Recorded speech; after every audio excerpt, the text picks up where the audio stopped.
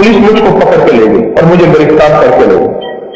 میں نے انہیں کہا میں بے گناہ ہوں, مجھے جانے دو, میرے گھر والے پریشان ہوں گے. انہوں نے میری ایک نہیں سنی. میرے گھر والوں نے, محلے والوں نے, عزیزوں نے میری گواہی بھی دی. اس کے باوجود بھی انہوں نے کچھ میری بات نہیں سنی اور مجھ سے 1.5 لاکھ روپیہ مانگتے تھے. ہم غریب تھے, کہاں سے دیں. اگلے دن صبح مجھے آپ کے 10 کی ایک بات یاد آئی. اب سنیں, اب دیکھیں, روح کے سفر کا تھوڑا سا مسافر تھا, مشکل آئی, ایک بات یاد آئی. اور بات کیا ہے سنیے. ایک بات یاد آئی, آپ نے ایک بات بتائی تھی, جو بندہ صبح فجر کے فوراً بعد 40 بار پوری سورۃ فاتحہ پڑھے اور پھر سارا دن آمین کہہ کرے اور یہ گمان کرے کہ اس کے ساتھ فرشتے بھی آمین کہہ رہے ہیں, سارا دن آمین کہتے ہیں اور یہ گمان کرے کہ اس کے ساتھ فرشتے بھی آمین کہہ رہے ہیں. کیوں؟ اب اس کے بات سنیں. ایک بزرگ تھے, ان کی جماعت رہ گئی.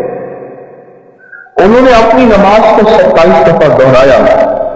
خان نے کسی کہنے والے نے کہا نماز کو 27 دفعہ دہرا لی, پر وہ جو امام کہتے ہیں نا ولد-ضالین اور آپ کہتے ہیں آمین اور آپ کے ساتھ فرشتے بھی کہتے ہیں آمین, اس آمین کا کیا بنے گا؟ 27 دفعہ نماز کو دہرا لی, پر وہ آمین کہاں سے لاؤ گے؟ آمین کہاں سے لاؤ؟ اور پھر ایک اور بات, جب مجلس بڑی ہوتی ہے جیسے آپ کی ہے, دعا ہوگی تو اس دعا میں فرشتے بھی آمین کہتے ہیں, فرشتے بھی آمین کہتے ہیں.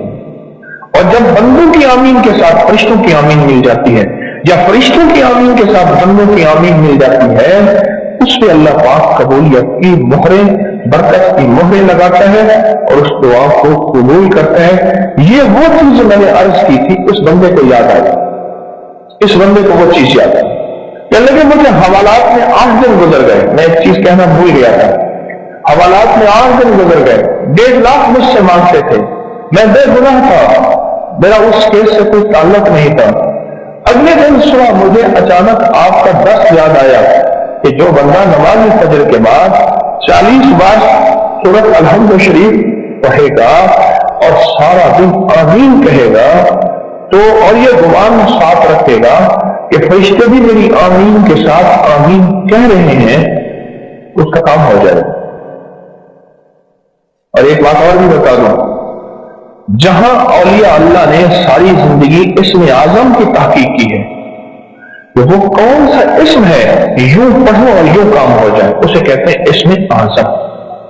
وہ کون سا لفظ ہے, وہ کون سا حرف ہے, وہ کون سی زیر ہے, وہ کون سی زبر ہے, یہ وہ کون سا وظیفہ ہے, وہ کون سی تسبیح ہے جس کو پڑھو اور پڑھتے ہی اسی وقت کام ہو جائے, اس کو کہتے ہیں اسم اعظم. اسم ہر اللہ کے ولی نے اپنی تحقیق بیان کی ہے اور بے شمار اولیاء میں یہ بھی تحقیق ہے کہ لفظ آمین اسم اعظم ہے. لفظ جو ہم نماز کے بعد ہلکی آواز میں دل میں آمین کہتے ہیں, یہ لفظ آمین بھی اسم اعظم ہے. اب میں بھی آمین کہہ رہا ہوں, اس نے تصور کیا اور فرشتے بھی آمین کہہ رہے, بس فرق صرف اتنا ہے, کہ دعا کے آتش عشق میں تو بھی میری طرح چلا کرے. حوالات میں 8 دن گزارنے کے بعد آمین کیسے نکلی تھی ذرا بتائیں؟ کوئی وسیلہ نہیں, کوئی راستہ نہیں. میں غریب آدمی ہوں, میرے پاس 1.5 لاکھ روپے نہیں ہے اور میں بے گناہ بھی ہوں, اور وہ بھی سمجھتے ہیں کہ یہ بے گناہ ہے اور کہتے ہیں 1.5 لاکھ دیے بغیر تجھے خلاصی نہیں ملے گی. تو سوچیں اس نے آمین کس جذبے, کس طرف, کس طلب, کس کیفیت, کس درد کے ساتھ کہی ہو. چنانچہ میں یہ عمل اس نیت سے کیا, اے اللہ مجھے اس قید سے نجات دے, تو جانتا میں بے قصور ہوں, ایسے بچا جیسے یوسف کو کنویں سے, ایسے بچا جیسے تو نے یونس علیہ السلام کو مچھلی سے. اے اللہ مجھے بھی ایسے بچا. میں نے یہ عمل فجر کے بعد کیا. آمین غور و فکر سے کہتا رہا, غور و فکر سے لگی کے ساتھ درد دل لگا رہا کس درد کے ساتھ؟ کہ اللہ میں بھی آمین کہہ رہا اور میرے ساتھ فرشتے بھی آمین کہہ رہے ہیں. اللہ جب میری آمین قبول نہیں تو فرشتوں کی تو قبول ہے. اگر میری قبول نہیں مولا چلو فرشتوں کی تو قبول ہے. اے اللہ فرشتوں کی آمین کو قبول فرما اور اس مصیبت سے مجھے نجات عطا فرما. ابھی صبح کے 10 ہی بجے ہوں گے کہ ایک پولیس والا میرے پاس آیا, مجھے کہنے لگا آپ پریشان ہو, ابھی آپ کی بے گناہی ثابت ہوگی. یہ کہتے اس نے افسر کو آواز دی اور افسر نے دوسرے کو کہا اور آخر کار اس نے مجھے بند سے قید سے نکال دیا, گھر بھیج دیا. میں باہر نکل گیا, میں نے اللہ کا شکر ادا کیا, گھر چلا گیا, پہنچا میرے گھر والے حیران کہ پولیس والوں نے تو پیسوں کا تقاضا کیا تھا. میں نے ان کو اپنی بات اور اپنا عمل بتایا کہ بغیر مال کے, بغیر سفارش کے, بغیر کسی چیز کے میں گھر پہنچا ہوں. اور پہنچا کس پہ ہوں کہ فجر کے بعد مجھے اچانک 8 دن کے بعد یاد آیا تو میں نے تسبیح خانے میں تو یہ عمل سنا تھا کہ 40 بار سورۃ فاتحہ صبح پڑھ گڑ کے توجہ سے, دھیان سے, درد اور کیفیت کے ساتھ, اور پھر سارا دن کیا پڑھا آمین دل ہی دل میں. آپ دیکھیں نا انہوں نے جو لفظ لکھا ہے وہ لفظ لکھا ہے غور و فکر کے ساتھ, غور و فکر کے ساتھ, غور و فکر کے ساتھ, آمین غور و فکر کے ساتھ. اس غور و فکر کے ساتھ جو پڑھا وہ پڑھی ہوئی آمین ہے, اس نے فیصلے کرا دیا, اس نے فیصلے کرا. اچھا ایک عمل بتا رہا ہوں سورۃ اخلاص کا, زندگی میں ایک دفعہ ضرور کر لیں, ہفتے میں ایک دفعہ کر لیں, روزانہ کر لیں, مہینے میں ایک دفعہ کر لیں. فرمایا جس شخص نے مغرب اور عشاء کے درمیان 20 رکعت پڑھی, ہر رکعت کے بعد سورۃ فاتحہ کے بعد قل هو اللہ پڑھا, 20 رکعت پڑھی یعنی 10 دگانے. کتنے دگانے؟ 10. جس نے پڑھی مغرب اور عشاء کے درمیان 20 رکعت پڑھی, پہلی رکعت میں فاتحہ کے بعد ایک دفعہ قل هو اللہ بس پڑھی, توجہ سے, دھیان سے, خشوع سے, درد سے, جلدی نہ کریں. اب اس کے فائدے سنیں اور حیران ہو جائیں. فرمایا اللہ اس کے لیے جنت میں بے عیب اور بے جوڑ 2 محل عطا فرمائیں گے. کوئی عیب نہیں ہوگا, اس میں کوئی جوڑ نہیں ہوگا. اللہ اسے جنت میں عطا فرمائیں گے جس نے مغرب اور عشاء کی نماز کے دوران, مغرب اور عشاء کی نماز کے دوران یہ عمل کیا. آپ بولے. اور آپ نے فرمایا جس نے سوتے وقت 30 مرتبہ قل هو اللہ پڑھی, ہر عمل کا انوکھا فائدہ ہے, اس کے لیے 1000 محل جنت میں اللہ بنائے.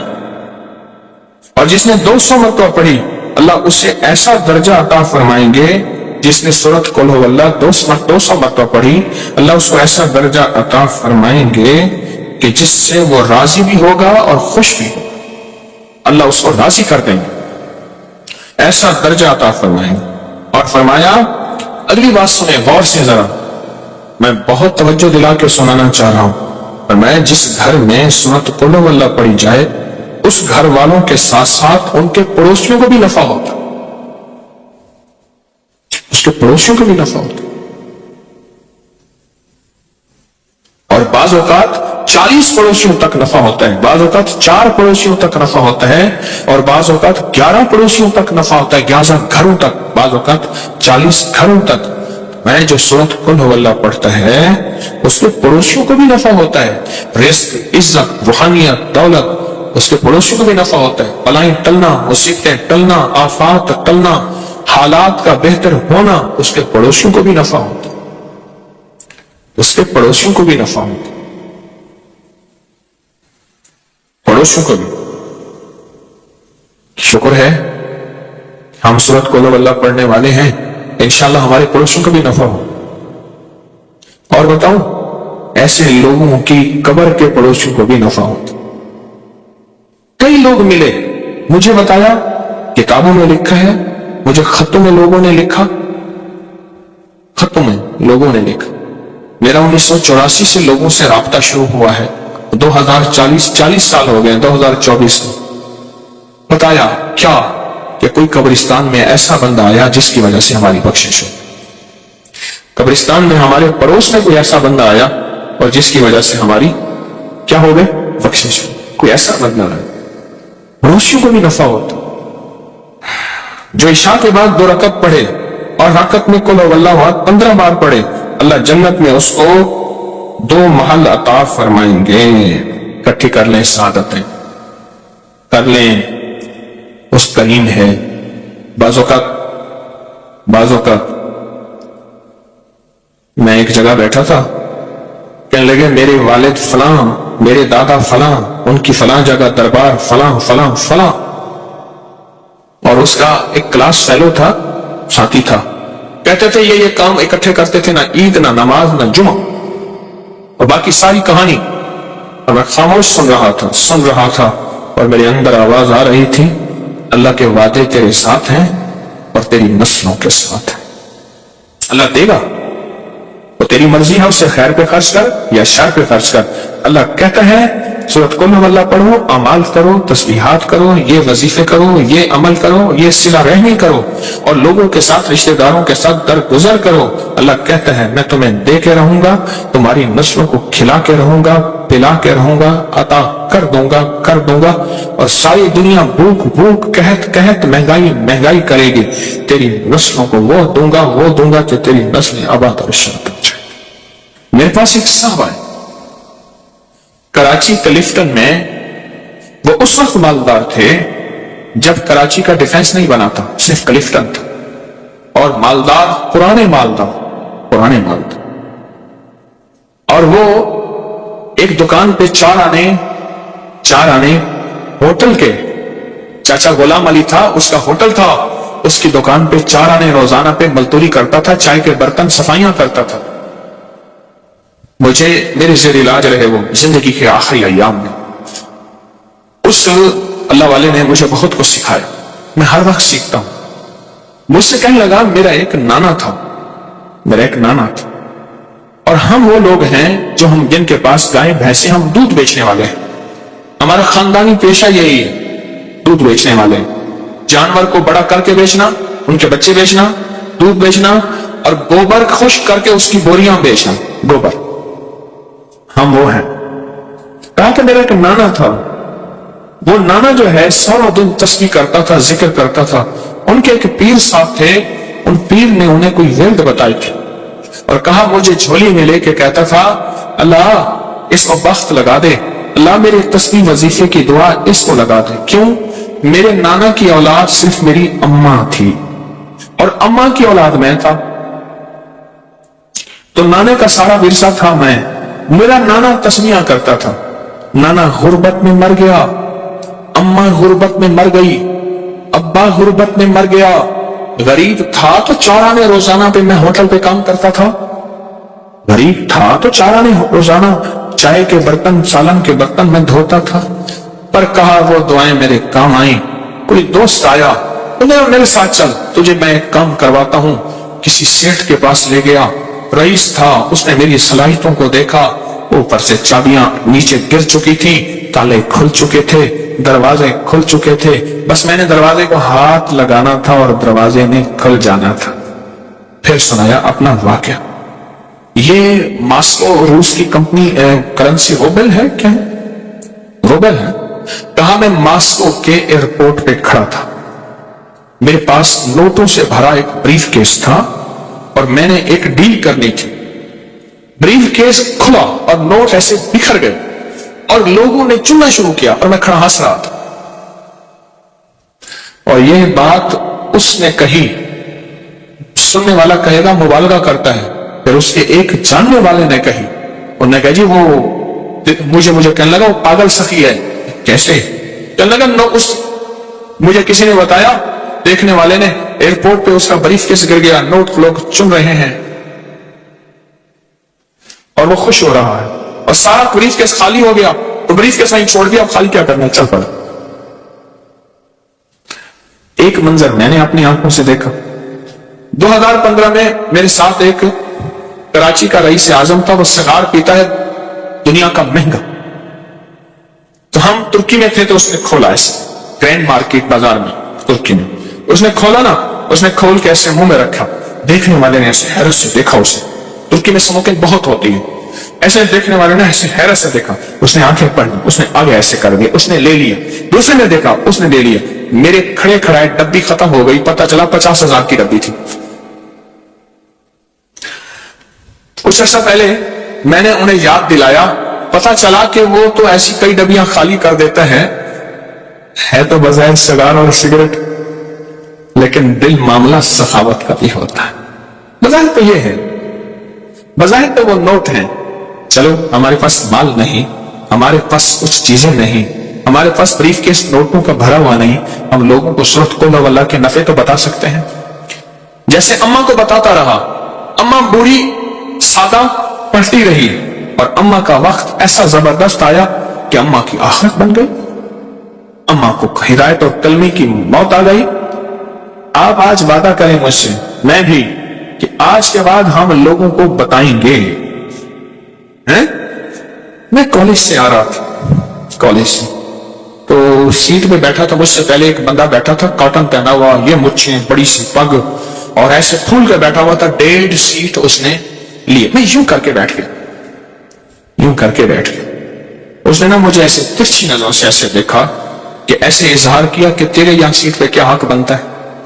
میں نے چونکہ سیٹ کے پیسے دیے تھے، تھوڑی دیر ہوئی، میں نے کبھی چھیڑ چھاڑ کیے بغیر تو گزارا نہیں، چھیڑ چھاڑ تو بہت ضروری ہے۔ تو میں نے اس کی ایک چھوٹی سی ایک تعریف کی، ایک تھوڑی سی دکھتی رکھ پہ ہاتھ رکھا، بات چلی، وہ چپ کر کے سنتا رہا، سنتے سنتے سنتے کہنے لگا باتیں تو بہت اچھی کرتے ہیں، لہجے میں نرمی۔ میں کہا بھائی کام ہو گیا۔ پھر میں نے اسے ایک عمل کا نفع بتایا، مجھے اب یاد نہیں میں نے کیا بتایا، تب عمل کے نفع بتائے، ایک بتاتا گیا بتاتا گیا، کوئی 1.5 گھنٹے کی گاڑی چلنی تھی، بتاتا گیا، حیران ہو گیا، اس کے کندھے جھک گئے، وہ سکڑ گیا، اس نے مجھے قریب کیا، جگہ دی، اور میں نے اس کی آنکھوں میں تیرتی، اس کی آنکھوں میں چمکتے آنسو دیکھے، اس کی نمی دیکھی۔ اللہ ہر دل میں ہے، اللہ ہے، اللہ ہے، میری کوتاہی نے اس کو اندر دبا دیا ہے، اس کا اللہ ہے۔ میں نے پھر ایک اور دفعہ چیز بتائی، پتہ کیا کہا؟ کہا الیکشن میں کھڑا ہوا تھا، الیکشن میں کھڑا ہوا تھا، اتنے لاکھ لگا دی، ہار گیا، دروازے کے سامنے آ کے ڈھول بجاتے ہیں، ٹینشن میں چلا گیا ہوں۔ دوست نے کہا ہے چپ کر کے بیٹھ کے میرے پاس آ جا، اب دوست کے پاس وقت گزارنے جا رہا ہوں، اور دل کہتا ہے مر جاؤں، ساری جمع پونچھی لگا دی۔ مجھے بتایا تھا کہ تو جیت جائے گا، فلاں ٹھیکے دلوائیں گے، فلاں یوں کاروبار کروائیں گے، فلاں یوں کروائیں گے، پیسے تو ایسے چٹکیوں میں نکل آئیں گے۔ ہمارے ایک مرحوم دوست کہتے تھے کوئی کام بھی ہو نا، کہتے تھے بس آپ نے چائے پکانی ہے، جتنی دیر چائے پکنے میں لگنی ہے کام ہو جانا، مسئلہ ہی کوئی نہیں۔ کہا کہ آپ گھر کے آگے ڈھول بجاتے ہیں، ناچتے ہیں، مجھے پریشان کرتے ہیں، زچ ہو کے ایک دوست کے پاس جا رہا تھا اور جی چاہتا ہے مر جاؤں۔ دوست نے کہا آ جا، کچھ باتیں کروں گا، دل بہلاؤں گا۔ آپ نے جو یہ بات بتا دی نا، پتہ اس نے کیا لفظ کہا؟ کہا دوست کے پاس جا کے میں نے سوچا تھا تاش کھیلوں گا، یہ کروں گا، یہ کروں گا، یہ کروں گا، کچھ اور بھی چیزیں تھیں، کہا اب بیٹھ کے یہی کروں گا۔ نہ دولت سے، نہ دنیا سے، نہ گھر آباد کرنے سے تسلی دل کو ہوتی ہے، خدا کو یاد کرنے سے۔ اب یہ کام جا کے اپنا سرمایہ جیب میں رکھ کے اور دل میں رکھ کے، اس کو سخی کہتے ہیں؟ نہ، اب ایک سخی کملی والے کے ہم امتی ہیں تو ہمیں سخاوت پھیلانی ہے، محبت پیار سے بات رکھنی ہے۔ سرکار کا فرمان ہے، جو شخص غزالی کرم اللہ وجہ سے فرمان ہے، غزالی کا فرمان، میں جو شخص قبرستان سے گزرے اور صرف ایک دفعہ قل ہو اللہ پڑھ کر تمام قبرستان والوں کو بخش دے تو اس سے مردوں کے بقدر ثواب ملے گا، جتنی میتیں اس قبرستان میں ہوں گی، قبریں ہیں نہیں ہیں، مٹ گئی ہیں یا نہیں ہیں، ان کا اب موجود ہے یا نہیں، جتنی بھی قبریں ہوں گی قبرستان میں، میتیں ہوں گی، میتیں، قبریں نہیں، میتیں، ان سب کے بقدر اس کو ثواب ملے گا۔ اور حضرت ابو ہریرہ فرماتے ہیں، ارشاد فرمایا، جس نے فجر کی نماز کے بعد 12 مرتبہ سورۃ قل ہو اللہ پڑھ لی، اب سنیں اس سے کیا ملے گا؟ فرمایا اس نے پورا قرآن 4 مرتبہ پڑھا، اور اگر وہ اس دن کوئی خطا نہ کی اس نے، تو میں اس دن روئے زمین کے افضل ترین لوگوں میں شمار ہوگا، روئے زمین کے افضل ترین لوگوں میں اس کا شمار ہوگا، اس کا شمار ہوگا۔ میں آ رہا تھا ٹرین میں تو مجھے ٹرین میں بٹھایا نا، تو جس بوگی میں بٹھایا اس میں کیبن ہوتا ہے نا 6 والا کیبن، یہ جو فاسٹ ٹرینیں ہیں، تیز ٹرینیں ہیں، مجھ سے پہلے 5 کچھ تھے جو پنجاب کے تھے اور ڈرامہ کر کے آ رہے تھے، کالے میرے کپڑے تھے، کالا میرا ویس، پتہ نہیں کس طرح کا کوئی ڈرامہ بتایا تھا مجھے، وہ کر کے آ رہے تھے۔ ان کے گانے بجانے کے اوزار لٹکے ہوئے تھے ادھر ادھر۔ جب میں گیا نا، ٹرین رکی تو ایک بندے نے دوسرے کو خاص مخصوص لہجے میں کہا، جس کا مطلب یہ ہے کہ رنگ بھنگ آ گئی۔